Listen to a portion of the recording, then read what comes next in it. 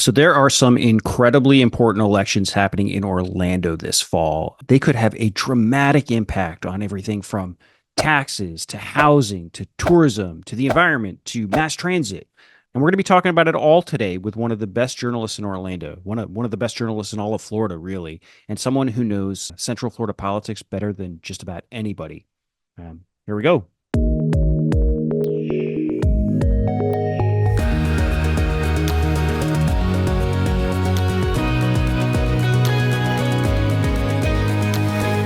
Hello, and welcome to Seeking Rents, the podcast. I'm your host, Jason Garcia. I'm the publisher of Seeking Rents. That's a newsletter in Florida about state politics with a particular emphasis on the ways big businesses and other special interests influence public policy in this state. That name Seeking Rents comes from a term in economics called rent seeking. And rent seeking is what's happening when someone with lots of wealth and influence, like a big business or a billionaire, uses that wealth and influence to get laws changed in their favor in a way that allows them to capture even more wealth and influence for themselves, usually at the expense of someone else. So today's guest is one of my very favorite people in the world. She's a dear friend and a former colleague, Beth Kassab. We worked together for nearly 20 years at the Orlando Sentinel. We even shared a cubicle for many of those years. Anyway, Beth is now the editor of a hyper-local news site in Central Florida called the Winter Park Voice, where she is bringing some incredibly high-quality journalism to what is essentially a micro-local news site. It's fascinating to watch.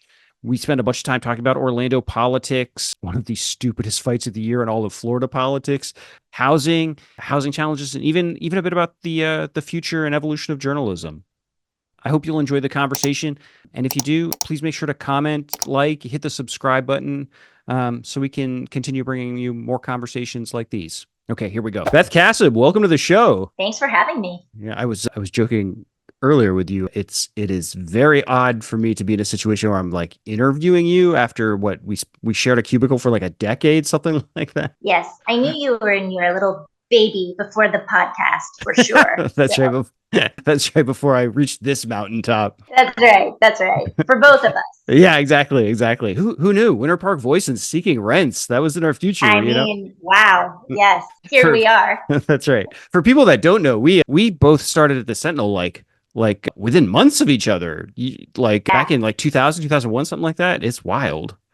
It's absolutely true. Well, I think you may have been an intern during my first year there, and then you came on in 2003 or something like that. You've got me younger than I am. I was 2001. I think I was an intern like a summer after you or something, but then we ended up starting like just a few months apart from each other, something like that. But I mean, I look a lot younger than you, but I do know that I'm technically older than you. So you've definitely worn the years better than I have. That's for sure.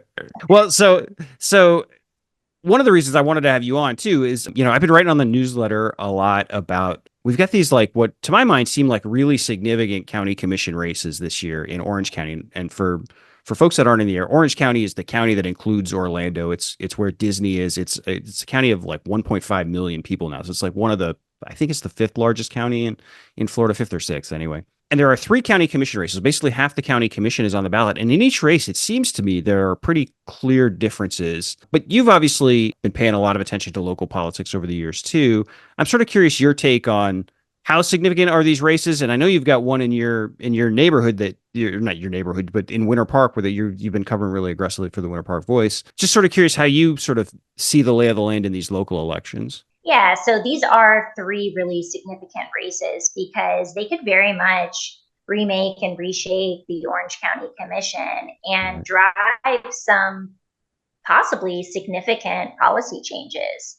In District 5, which is the district that represents Winter Park, that happens to be the only open seat where there's not an incumbent running. Emily Bonilla, who's been in that seat for a long time, she's actually reached term limits and wasn't able to run again. And so that's a completely open question right now. And I think it's being closely watched, not just here in District 5, but across the whole region.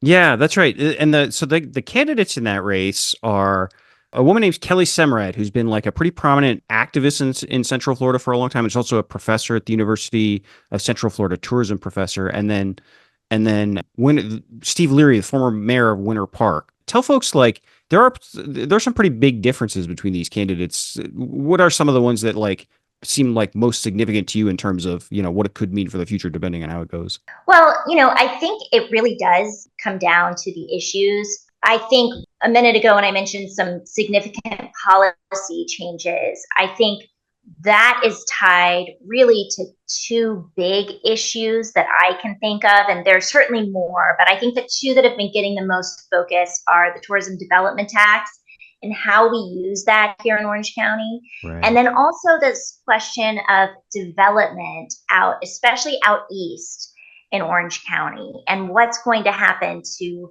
the lands that are right now very much rural lands. And Kelly Simrad has been really vocal in driving big conversations on these issues. You and I have been following some of this stuff for 20 plus years now, and Right. I've never heard this heightened of a call for diversifying the use of the tourist tax. Right. I have certainly seen this level of conversation on the development issues before. That seems to come in cycles, and we've seen very similar developments go for approvals and be rejected and what have you over the years. Even some really big annexations like we're seeing now. But and so that's not to lessen the importance of that conversation, but it is one that is kind of more consistently around in Orange County. I think the Right. tea conversation is really at a new level. Yeah, that's right. I think it's pretty plainly clear that the tourism industry in Orlando is somewhat scared of these elections. Because you're right. I can't think of. So just to sort of set the table, folks that have listened to this podcast or read the newsletter are probably familiar with this issue just because it's one of the issues I swing at once in a while. But under Florida law, under laws that the tourism industry lobbies really hard for, there is a very limited. Basically, local officials charge a hotel tax, but they have to basically spend it all on subsidies for tourism. One of the stats I've been using just because I got updated numbers is Orange County, since it started charging a tourist development tax, which is tax on hotel rooms, essentially. It's raised more than like $5 billion in that time. 90% of that money has been spent on three things: tourism advertising, this Pentagon sized convention center that I think you just had a story this afternoon that's showing it's losing money again. And then arenas for the Orlando Magic, the billionaire owned Orlando Magic. And it's sort of wild that we've got this giant source of money and that's what it gets spent on. And now you've got Kelly Semrad, who has been very outspoken about trying to spend this stuff on local needs. This is something I've written about too. Steve Leary has been a little bit more circumspect, I feel like, in a lot of his answers on this stuff, but he's also been endorsed by the tourism industry. So I sort of feel like that tells us where things are at. But what have you been able to sort of get at sort of how these candidates diverge on that? Yeah, so clearly, Kelly Simrad is not only an activist in this area, but she is a professor at the University of Central Florida. She actually studies tourism economies and has done research in this area for a long time. She also tells me that she's had multiple jobs in the service industry, so she's kind of seen it from that perspective as well. And she's very much advocating for change. She's talking about things like, could we take part of the tourist tax development revenue and spend it on roads or even train lines that would make transportation easier for workers in the tourism district, but also people who live here across the region. Steve Leary is a little harder to pin down. Unfortunately, he has not responded to my request to be interviewed. I haven't been able to really ask him the questions that I want to ask him. I can tell you just from the public records that are available, we know that a number of high-profile folks in the tourism industry here are supporting his campaign. Right. And these are also people who are adamantly against expanding the use of the tourism tax. Now, that doesn't mean that Steve Leary has those positions, but he has been a little less specific when it comes to defining how he would go about shaping policy there.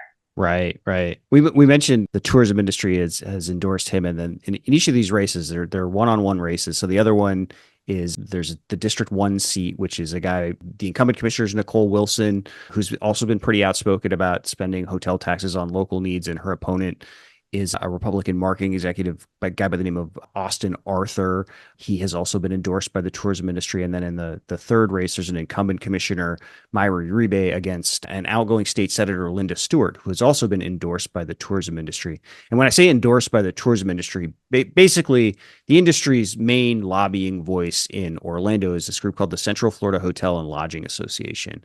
And before it issues endorsements, it makes candidates fill out these detailed questionnaires asking them their positions on issues, including asking whether or not they will support keeping the hotel tax spent entirely, essentially, on tourism subsidies. And what was fascinating to me about Steve Leary and also Austin Arthur and Linda Stewart in these races, the other candidates that got endorsed by the hoteliers, and which also represents theme parks, by the way, is that Scott Maxwell, our friend, the columnist of the Sentinel, asked all the candidates in these races, hey, can you give me a copy of the questionnaire that you sent to the hoteliers? And those three candidates would not say what they told the hoteliers. Basically, they made a bunch of promises to the hotel lobby, and they don't want to tell voters what those promises are. So I don't know, that kind of speaks volumes. Yeah. And I want to add something to that as well. And, it's hard for voters to hear directly from these candidates. You would think it would be easy because of the access we have, social media, podcasts like this.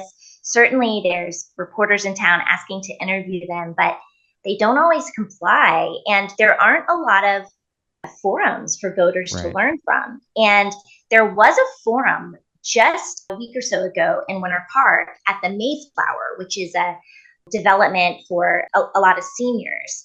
And I was really excited about it because it would be a great chance to talk to Kelly Simrad and Steve Leary side by side. But I was actually disinvited from the event. Oh my God. It turned into a private event, and a recording wasn't made either. So that's just another way that unfortunately voters aren't being given a lot of information. Yeah, I'm working on this philosophy as I say it, so maybe I'm not thinking it all the way through, but it seems like a good rule of thumb is a candidate who won't tell you what he thinks or won't tell you what he told other people, probably not somebody you should trust. It just seems like a very easy kind of quick rule of thumb in that environment. Yeah, and I just bring that up as an example because, it's not something voters would know about if not for podcasts like this or the stories that we write. So, I just think it's important to know what's not being said as much as what is being said. Yeah. Well, I'm fascinated. I think between that and particularly that Austin Arthur Nicole Wilson race, like those two races in particular are just such dramatic differences between the candidates that you're going to swing wildly in one direction or the other depending on how they go. One thing I wanted to ask you about this, because this is a sort of a fascinating local political dynamic to me. And also, I think probably to folks that are sort of more widely interested in Florida politics, given who it is. But so Steve Leary is a Republican and Kelly Simrad is a Democrat. These races are nonpartisan, but everybody sort of knows the parties make sure to communicate everybody's identities and stuff like that. And yet the region's highest profile Democrat, Buddy Dyer, the mayor of Orlando since the Stone Age, it seems like at this point, has endorsed Steve Leary and sort of worked really hard for him. He's sending text messages or ads for him in the primary or something. What do you have any idea? What's that dynamic? Where is that relationship? And why is he sort of working so hard for Steve Leary?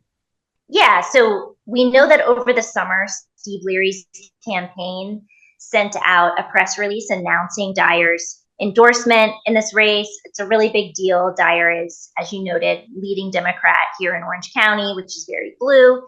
And so the reasons given for the endorsement were that, Steve Leary served as mayor of Winter Park, worked very closely with Buddy Dyer. They both have this relationship as being mayors in neighboring towns, and that's how the endorsement was presented. But it is also true that in the background of this campaign, there is a larger play by the city of Orlando to annex quite a big swath of rural lands in Orange County. Yeah.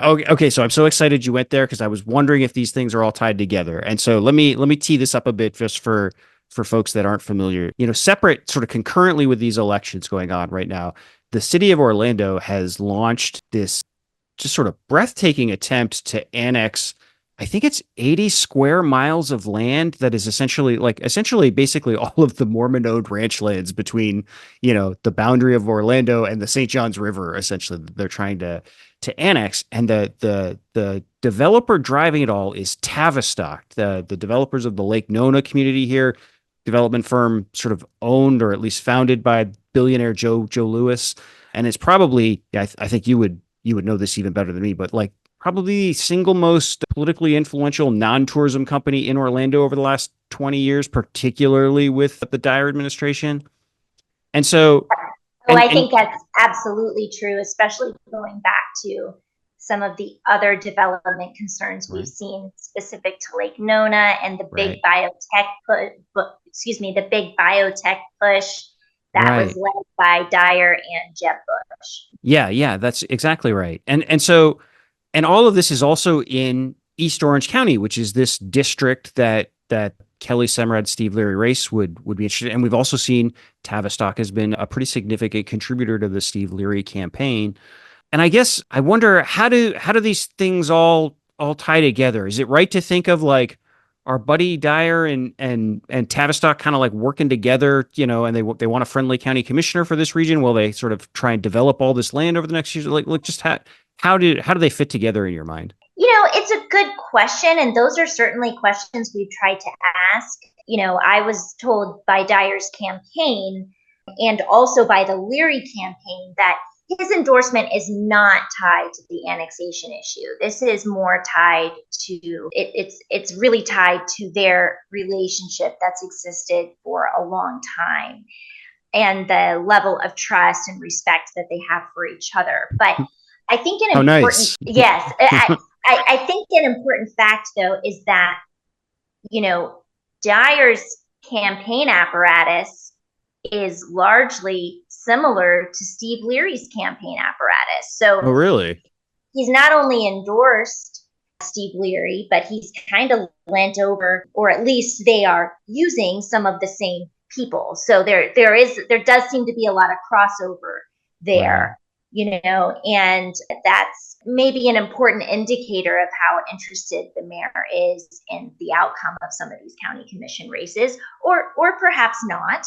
Right. But I do think it's an important piece of context. Yeah. And correct me if I'm wrong if I'm going to get this detail right, but like one of Buddy Dyer's closest political advisors and political fundraisers is a lobbyist for Tavistock who is also working for the Leary campaign. Is that right? Or do I have that wrong? Do I have that exactly right? Well, let's see.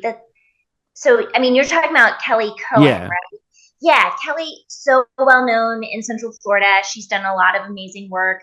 She's been very close with Buddy Dyer, even back to his very first campaign for mayor, even before that, his campaign for statewide attorney general. And she is now very successful as a lobbyist here in Central Florida. She does do some work for Tavistock. And I did ask her about her work for the Leary campaign. She is a supporter of the Leary campaign, but she told me it's an unpaid role. Okay, that makes sense. Sort of volunteer effort. And just to sort of for folks to understand, like all of this stuff does end up like implicating like state politics. The sort of size of the land we're talking about here, just the forces at play are sort of significant even on a state level. In that, you know, there was also on the ballot, tied up with all this on the local ballot, is these two charter amendments that we've written some about on the newsletter, dealing with a rural boundary and making it harder to develop these rural areas, and also harder for developers to bypass these rules by having a city annex them. And there was an effort in Tallahassee to sort of stop those referendums from happening. Right, it ultimately failed, but we got records that showed like the lobbyist that got that done was representing essentially a trade organization that Tavistock is one of the main members of. So like all of this seems like tied up together, and I wonder if it's just kind of like, I wonder if it just boils down to as simply as like the city is for a long time been run by a very sort of pro-developer mayor. And this is a county commission race where you're looking at basically a pro-developer candidate versus, you know, I pro-conservation candidate. I don't know if the right. It's not like you're anti-development, but you're anti-sprawl sort of thing. Am I sort of like circling around a point here, or am I just randomly pulling straws together? What do you think? Yeah. No, I think you're correct. There's a lot of overlap here on these issues, and you know, it's not just Orange County. I mean, I'm seeing this kind of development versus kind of non-development, or keeping things the way they are, or however you want to call that. And that's playing out in a lot of jurisdictions, including Winter Park and the local elections there as well. So it's not unique to Orange County, but Orange County absolutely has so much at stake because of the amount of land in the unincorporated county right now that is still, has a big question mark on it in terms of what the future is going to be.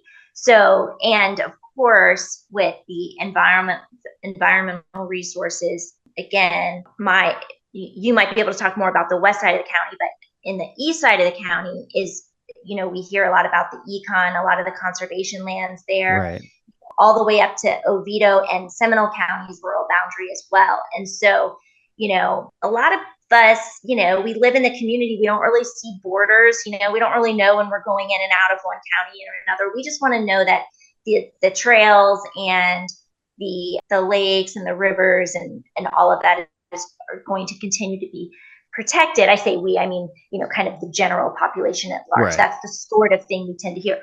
So, and over the years, Orange County has already turned down some developments that would potentially impact those areas. Right. And so the question is, going forward, is there going to be a group of commissioners that might be more willing to hear some of those cases, or more willing to let the land go into another jurisdiction like Orlando, where perhaps those officials would be more amenable to such developments.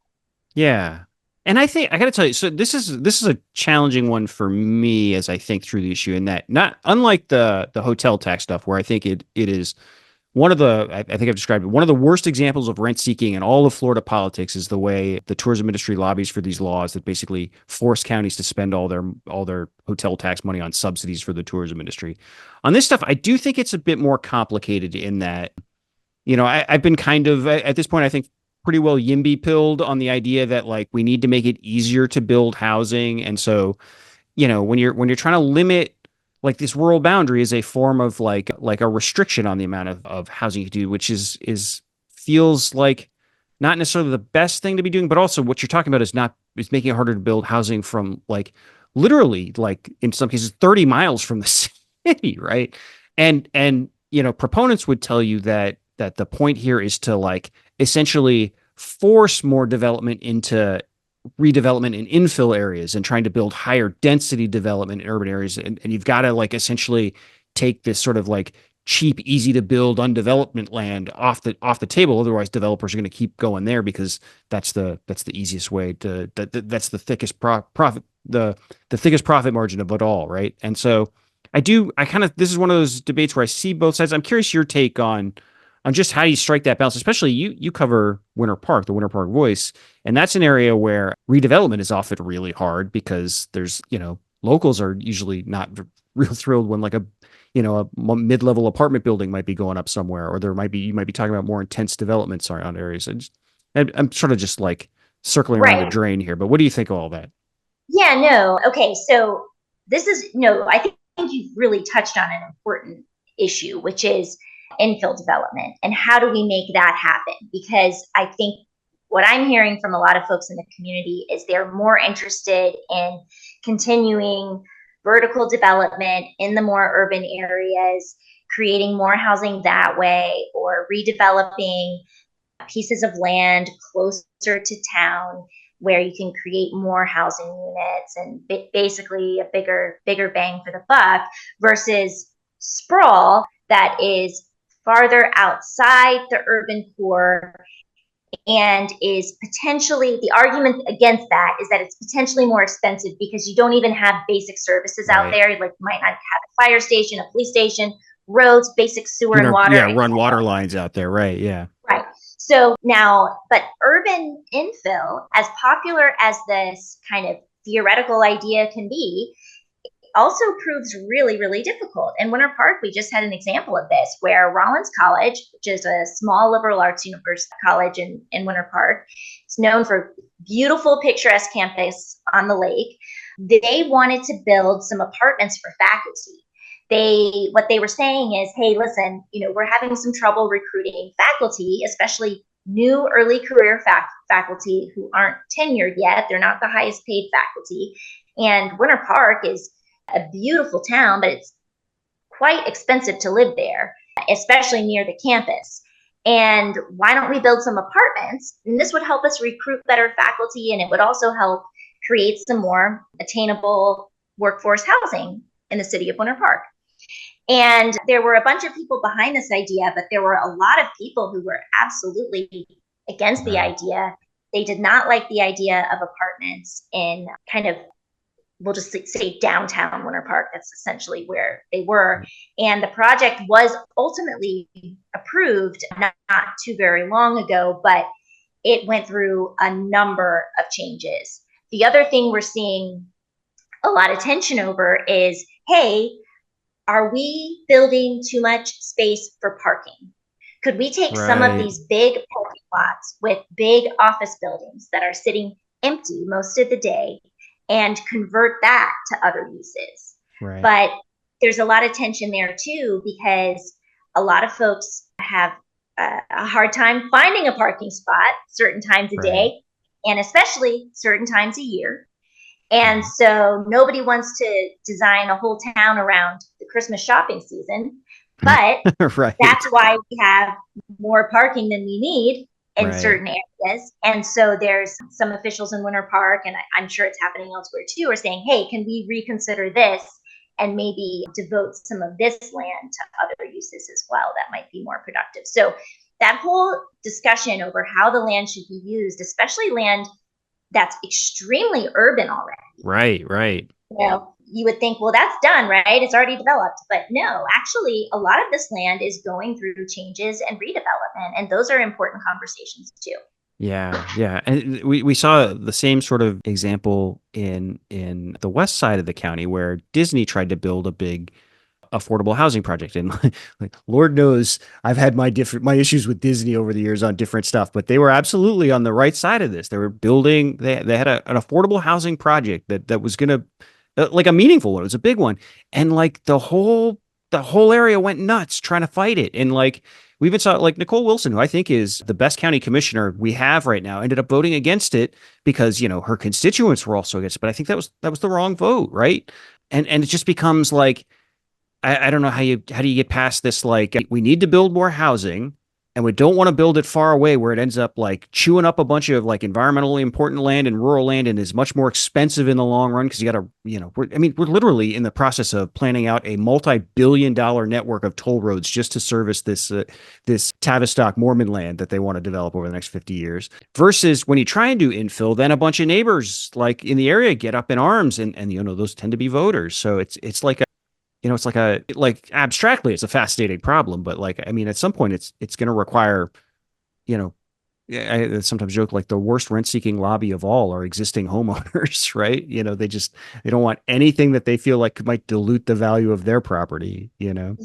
And look, I have sat through many local government meetings, as I know you have as well. And it is so hard for public officials to go against a big, long line of constituents who are all stepping up to the mic to say the same thing, which is that they are against a project for one reason or another. And I feel for the public officials. I mean, yes, I'm a journalist and I cover them, but I know how heavy that weighs on them and how hard that can be. But I'm not taking a side. I don't know enough about the Disney issue or what have you, but sometimes the most popular issue or most popular decision is not always the right decision. Right.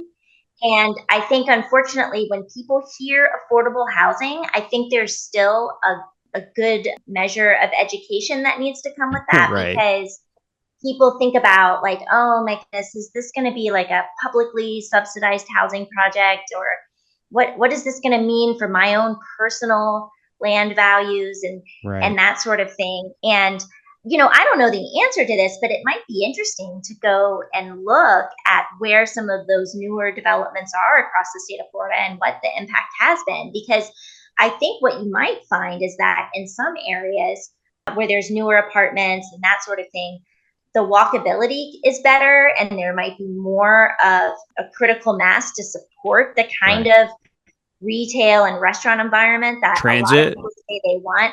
And transit, exactly. So anyway, I'm just, look, I know I'm supposed to be answering the questions here, but that's just a question I have. I'd love to know if somebody's done an analysis on that. Yeah, we're gonna track down some YIMBY folks and bring them on because they're gonna know the answer to that, I bet. Okay, let me shift gears because that was like that one's a hard question to answer because like there are sort of there are such shades of gray on either side. But now I'm going to transition to what I think has been one of the stupidest issues in Florida politics, and as far as I can tell, Winter Park is to blame for it, and that is the fight the Florida legislature had over gas leaf blowers this session. For folks who don't remember, in the middle of this past legislative session in Florida, the third biggest state in the union, a state with like enormous challenges when it comes to housing, when it comes to insurance, when it comes to environmental preservation.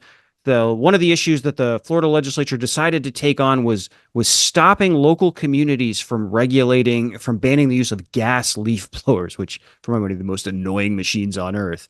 And all of this came out of Winter Park, a fight out of Winter Park. So tell folks about that. Okay, so you're right. I think Winter Park is a bit to blame over this. However, they aren't the only ones to blame. Okay, there were other leaf blower fights in other cities in Florida, but none raised the attention of the state legislature in quite the same way this one did earlier this year. And essentially what happened was, for a couple years now, the city of Winter Park has had a ban on gas-powered leaf blowers, the really noisy ones, in effect, but they delayed enforcing it.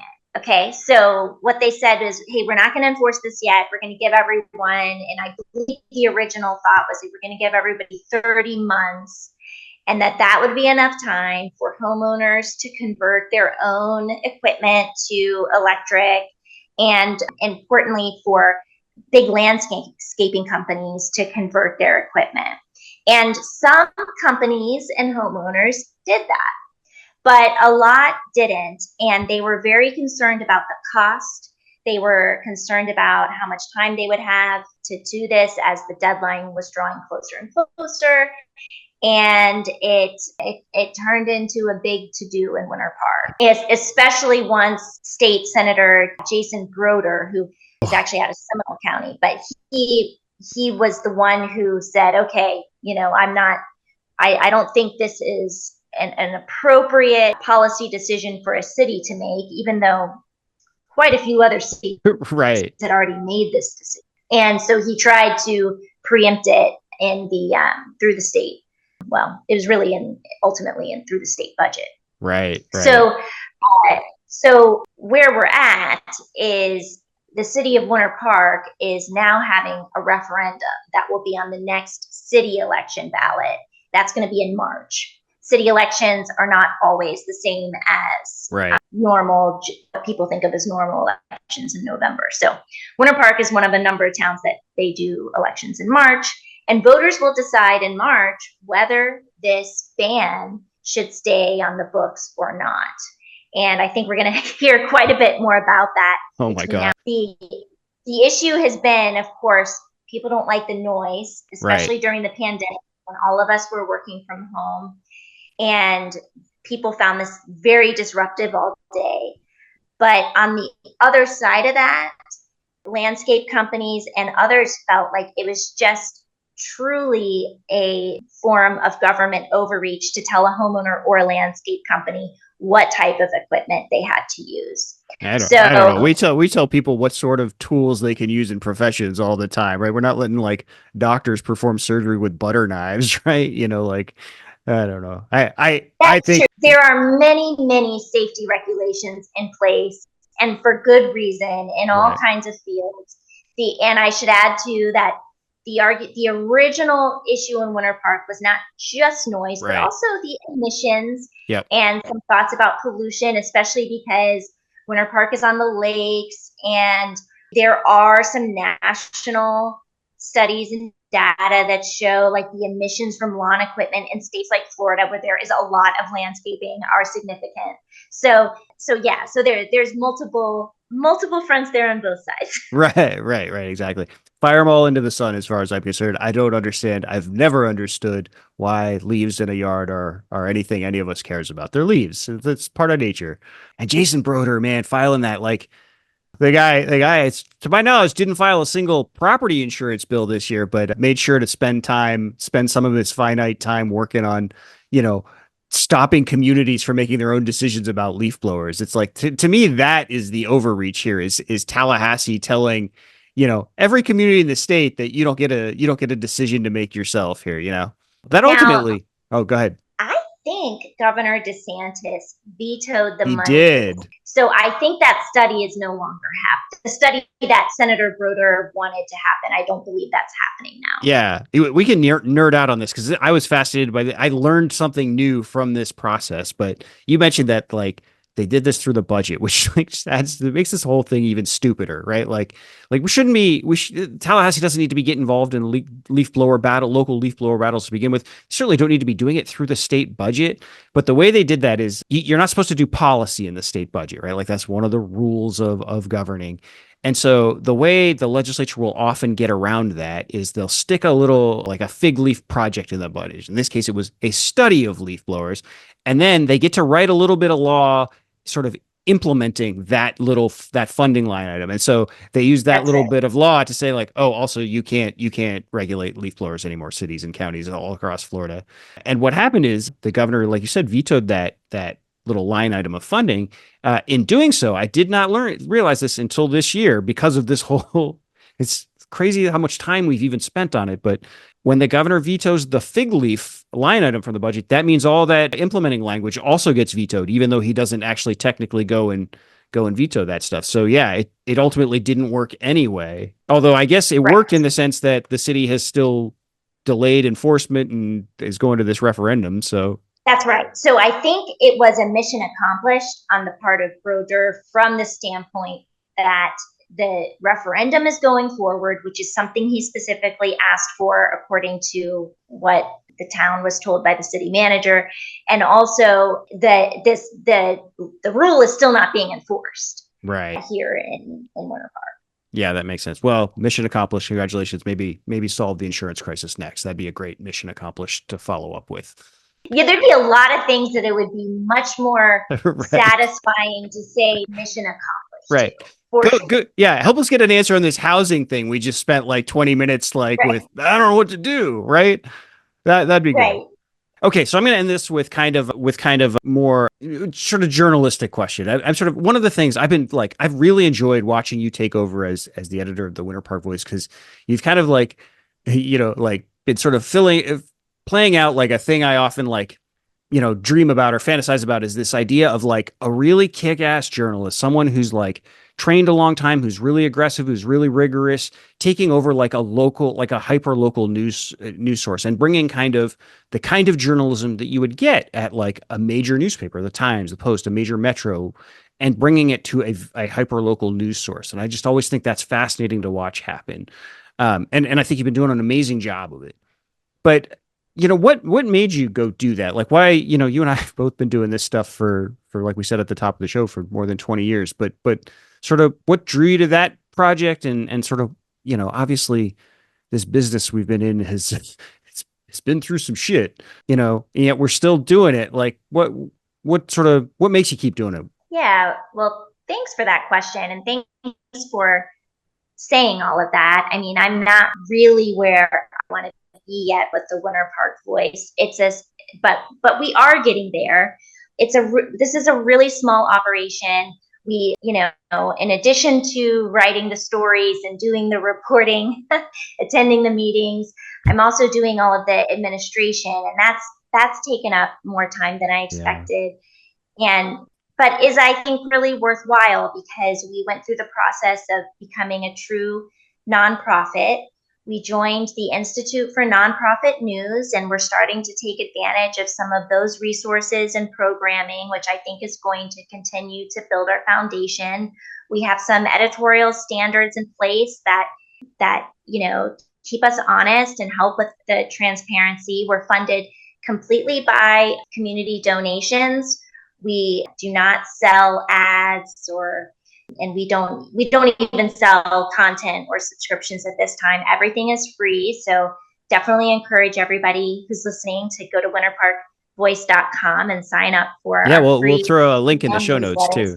Yeah, we can put a link down there for everybody. And so, yeah, this is just really a passion project. The Winter Park Voice has been around for over 10 years. And I think I'm probably the third editor, if I have it right. And everybody's done it a little bit differently. My approach is definitely a little bit harder news, really focusing on policy and city government, although that has been at the core of it all along. And, I just without sounding too sappy, I just really believe in the power and the value of local news. Without the Winter Park Voice, you wouldn't know who was contributing to the candidates for not just Orange County government elections, but especially the city government elections. Right. Our friends at the Orlando Sentinel do a phenomenal job, but they don't have enough people to dig into all of the paper in all of these towns. And that takes time and effort. You wouldn't know kind of the story behind the story of what happened when Winter Park police killed a man 2 years ago at a wedding in the city. You wouldn't know the story behind how the old library is getting reused. You wouldn't know what's going on with the new library and the budget there that's been controversial. There's a lot of things. And I always have said for a long time that, the presidential election gets the most attention and the most coverage. And I think the most number of people probably have a firm feel of where they stand on that. But it's actually your local officials and your local government who make the most impact on your life, because they decide what kind of parks you have, and that they decide what kind of sidewalks and roads you have, what kind of schools you have, how your tax money is spent from the city, whether you have sewer or septic tank. And those things directly impact the value of your house and the value of your town overall. So it's just something I really believe strongly in. And it's just kind of my small little part. And, we hope to do more and gain steam over time too. Yeah. I mean, the coverage that you've done, like already just on the county commission race, has been sort of the most aggressive county commission coverage, election coverage we've seen in a while. And that stuff's important because if you don't do it, nobody's going to do it. Right. And one thing I'm sort of encouraged on, it's like this sort of you read the newsletter stuff. So it can be a pretty depressing read sometimes. But like one of the more encouraging things I think that I've seen going on in Florida is we are starting to see a lot of different local journalism sort of pop up in different ways. And I'm thinking of like Andrew Pentazzi's The Tributary in Jacksonville seems to be doing like some wonderful stuff. I ended up having someone from Manatee County on the podcast earlier because they had local elections where they basically threw out their entire board of county commissioners because they were like so deeply in the pockets of a handful of local developers and strategists. And as near as I can tell, that was mostly prompted by coverage from a couple of like online sites and stuff, like relatively new journalism startups and stuff like that. So you are starting to see like this kind of stuff matters, and it's like life is finding a way, I guess. And so I don't know, it's really encouraging to see what you're doing, and it makes me feel good about like that everything's not just gonna, wash away. Yeah, there's a lot of great conversations going on here in Central Florida where a lot of the nonprofit news sites are starting to talk to each other and think about, how can we help make each other better on some level. And those are just important discussions. And I think we're seeing that across the country. If you look at some of the numbers, like from the Institute for Nonprofit News, there's over 400 members, and some of them are huge household names, like I believe ProPublica and, NPR, and ones everybody everybody knows, but most of them are little tiny organizations, or in some cases, some are more mid-sized, but a lot are 1 or 2 person operations like you and I. And that's kind of where things are headed. And I don't think we are seeing yet a fully developed hyper Right. local ecosystem, but I think that is something that is on the horizon. And I think that's great for people to have access to. I think access to information is power. And, that's part of our mission. Yeah, yeah. I've often felt that information is even more powerful than money when it comes to like these public policy debates. That like a well-funded lobby can be defeated if you've got accurate information and you get it out to people. And so and the other thing too is it seems to me that like local races are like one of the places where people are still receptive. They don't come in with a bunch of priors, essentially blinded by like partisan loyalty or something like, like the same way where, we've gotten to the point where like at the presidential level, people just sort of write off any negative news about the candidate they don't like, right? Because, this is the legacy of fake news, right? If it doesn't fit your worldview, it's obviously not true, and that's how you sort of handle that cognitive dissonance. But there still is more of an open-mindedness or like to information about local candidates and stuff. And so having places like what you're doing, like providing like rigorous, detailed information to people can really move them in a way that it is much harder to do in different arenas. I think that's a working theory I have anyway. Yes, I agree with that, especially on local issues. Winter Park happens to have an extremely engaged and sophisticated electorate. They're very discerning. They seem to vote on issues, not on politics, or at least not on straight party politics. And I think that is true in a lot of local jurisdictions. I'm always in the camp of giving the voter the benefit of the doubt. If you give them the information, they'll make the decision that's right for them and their family. And that is, but they need the information. Right. And a lot of voters can't be bamboozled by kind of the party talking points on local issues, because they go to the schools, they drive the roads, they Right. use the recreational facilities. They actually know what they're talking about. The voters Right. cannot be outsmarted on local issues the way they can be outsmarted on these bigger theoretical, intangible Yeah. issues on the national level.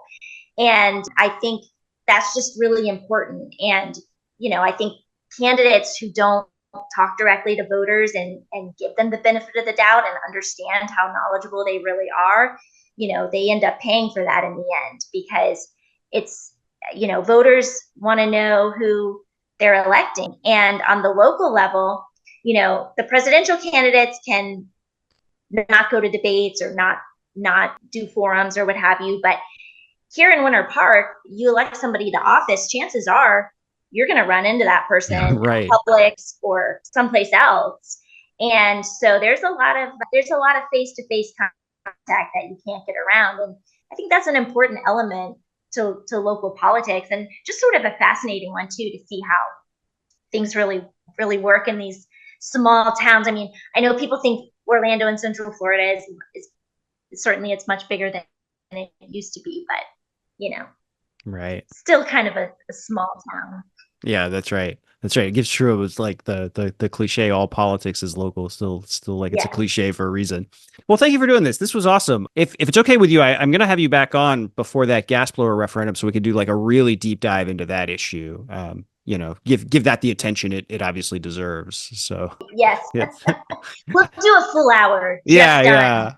Yeah, we might just on the actually weekdays. we might do a couple of parts. We have to break it into like 3 parts or something like that because, Yes.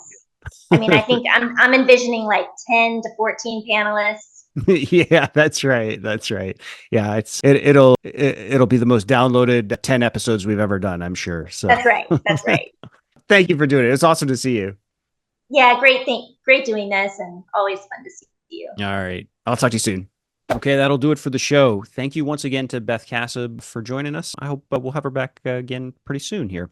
If you've watched this far, I hope that means you enjoyed it. And I also hope it means that you'll think about leaving a comment, hitting the like button, and subscribing so you don't ever miss any future episodes of Seeking Rents, the podcast. Okay. Thanks again, and we'll see you again soon.